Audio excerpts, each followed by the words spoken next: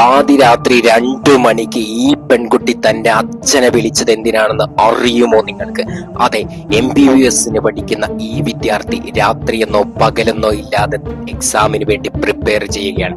എന്നാൽ ഇനിയും ഒരുപാട് പരീക്ഷകളും ടെസ്റ്റുകളും പാസ്സാവാനുണ്ടല്ലോ എന്ന് ആലോചിച്ച് അവളുടെ ഉറക്കം നഷ്ടപ്പെടുകയാണ്.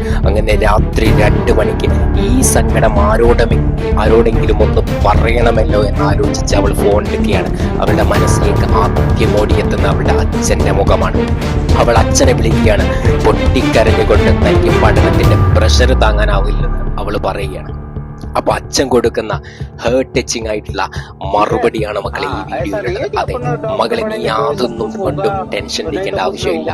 നീ ജയിച്ചാലും തോറ്റാലും നീ ഞങ്ങളുടെ പ്രിയപ്പെട്ട മകൾ തന്നെയാണ്. നിന്റെ കഴിവിലോ പ്രാപ്തിയിലോ ഞങ്ങൾക്ക് യാതൊരു സംശയവുമില്ല.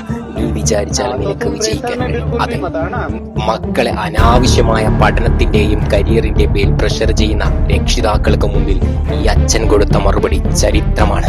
എന്താണ് നിങ്ങൾക്ക് തോന്നുന്നത്?